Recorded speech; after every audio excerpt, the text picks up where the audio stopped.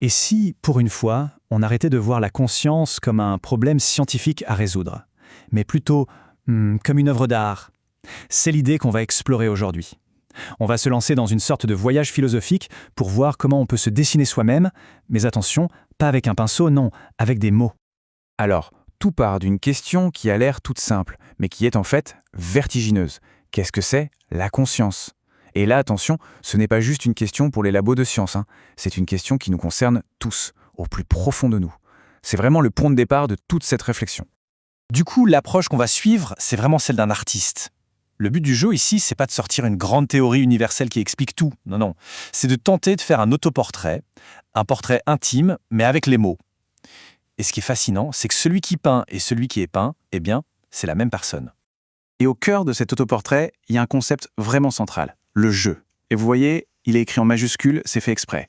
Ce n'est pas juste le pronom « je » qu'on utilise tous les jours. Non, ce « je » majuscule, ça représente l'expérience subjective dans sa totalité. C'est notre présence au monde, aux autres, à nous-mêmes.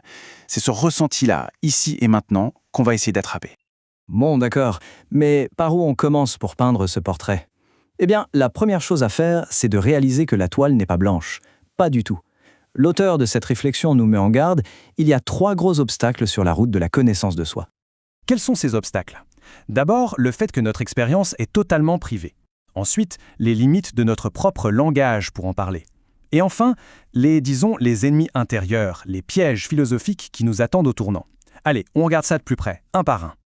Le premier obstacle, c'est sans doute le plus facile à comprendre. Comme le dit très bien cette citation de Danko Georgiev, personne ne peut vraiment entrer dans notre tête. C'est impossible. On aura beau faire tous les scanners du monde, on pourra voir un cerveau s'activer, mais on ne pourra jamais ressentir l'émotion qui va avec. Notre monde intérieur, par définition, c'est notre jardin secret, une forteresse imprenable. Deuxième obstacle, le langage. Ça nous est tous arrivé, non? D'avoir du mal à trouver les mots justes pour décrire un sentiment, une sensation. C'est tout à fait normal. Parce que la pensée, eh bien, c'est quelque chose de fluide, de vivant, ça bouge tout le temps. Et vouloir l'enfermer dans des mots qui sont fixes, rigides, c'est un peu comme essayer d'attraper une rivière avec un seau. On en capture un petit bout, mais on perd tout le mouvement. On trahit un peu l'expérience originale. Et enfin, le troisième obstacle, ce sont les pièges de notre propre esprit, ces fameux adversaires philosophiques. C'est par exemple cette petite voix qui dit « Oh, à quoi bon, toute vérité est relative », ce qui rendrait tout l'exercice un peu vain, ou alors son contraire, la voix qui affirme que seule la science peut dire le vrai, et donc que notre ressenti personnel n'a aucune valeur. Ce sont des courants de pensée qui peuvent nous paralyser, et il faut apprendre à naviguer entre ces écueils.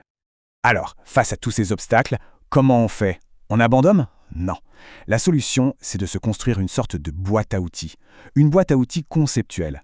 Pour avancer, on a besoin de définitions claires, d'outils précis pour pouvoir nommer les choses sans se noyer dans le flou du langage habituel. Et le premier outil, le plus important de tous, c'est une distinction toute simple. Il y a d'un côté le monde intérieur, notre moi, c'est notre espace psychique, subjectif, tout ce qui se passe en dedans, et de l'autre, le monde extérieur, le moi, ça c'est le monde physique, objectif, en dehors. Pour faire simple, mes émotions, c'est le monde intérieur, l'arbre que je vois par la fenêtre, c'est le monde extérieur. C'est la base de tout. Maintenant, faisons un zoom sur ce monde intérieur. À l'intérieur de cet espace, on trouve ce qu'on va appeler l'esprit. Attention, l'esprit, c'est vraiment la totalité de notre vie mentale. Tout y est, nos perceptions, nos sentiments, nos souvenirs, nos rêves, nos pensées, tout le paysage, qu'on en soit conscient ou pas. Et là, point très important pour être clair, bien clair, l'esprit, ce n'est pas le cerveau. Le cerveau, c'est ce qu'on appelle ici la cérébralité. C'est l'organe physique, les neurones, les synapses, tout ce que la science peut observer et mesurer. Pour utiliser une image simple, si le cerveau, c'est le hardware, l'ordinateur, alors l'esprit, c'est le software, le logiciel qui tourne dessus. Ce n'est pas la même chose. Ok, maintenant qu'on a nos outils bien définis, on peut commencer notre travail d'exploration. On va essayer de dessiner une carte de ce grand territoire qu'est l'esprit.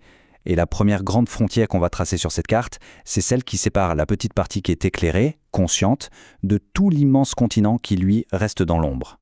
Et pour ça, il y a une métaphore qui est vraiment très parlante. Imaginez que votre esprit, c'est une pièce immense, complètement noire. Une pièce immense remplie de tout. Vos souvenirs, vos pensées, vos compétences, tout. Eh bien, le jeu, votre conscience, ce n'est pas la pièce. C'est juste le petit faisceau lumineux d'une lampe de poche qui se balade et qui éclaire un tout petit coin de la pièce à un moment donné. Ce qui veut dire, très logiquement, que notre esprit conscient, c'est tout simplement la partie de notre esprit qui est touchée par le faisceau de la lampe de poche à un instant T. C'est cette petite zone qui est illuminée par notre expérience subjective, par notre jeu. Le reste dans le noir. Et ce qui reste dans l'ombre, croyez-moi, c'est immense. C'est vertigineux. Si on s'inspire un peu de ce que disait Carl Jung, on se rend compte que cet inconscient, ce n'est pas juste un grand bazar. Non. C'est un monde super structuré. On y trouve des choses toutes bêtes, comme un souvenir auquel on ne pense pas en ce moment, mais aussi des choses qu'on a complètement oubliées, des perceptions qu'on a sans se rendre compte, des gestes qu'on fait automatiquement, et même des choses qui sont en train de germer pour notre futur sans qu'on le sache. Et tout ça nous amène à la dernière étape de notre parcours, et c'est peut-être la plus déroutante. On a dit que le jeu, c'est une expérience totalement privée, une forteresse. Alors la grande question, c'est comment est-ce qu'on fait pour construire, tous ensemble, une réalité partagée, une réalité qu'on appelle objective. Pour répondre à ça, l'auteur nous propose un dernier concept, elle. Pour faire simple, le jeu, c'est mon expérience subjective. C'est moi seul qui regarde un lever de soleil et qui ressent de l'émerveillement. C'est unique, c'est privé. Elle, c'est quand cette expérience devient partagée, régulée, validée par les autres. Ça devient une connaissance objective. Par exemple, mesurer l'orbite de la Terre autour du Soleil. Vous voyez la différence? On passe du ressenti personnel à la connaissance partagée.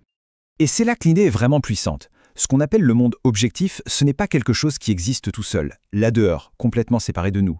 Non, il est construit. Construit à partir de quoi? À partir de nos expériences subjectives. C'est le résultat de millions de jeux qui partagent leurs observations, qui les vérifient, qui les comparent et qui finissent par se mettre d'accord pour créer un savoir commun. Et ça nous laisse avec une dernière pensée, assez vertigineuse elle aussi. Si la réalité objective elle-même est une construction collective qui prend sa source dans des milliards d'expériences purement privées et subjectives, alors cette fameuse frontière qu'on a dessinée au début entre le monde intérieur et le monde extérieur, est-ce qu'elle est vraiment si nette que ça? C'est une bonne question, non? Et elle reste ouverte.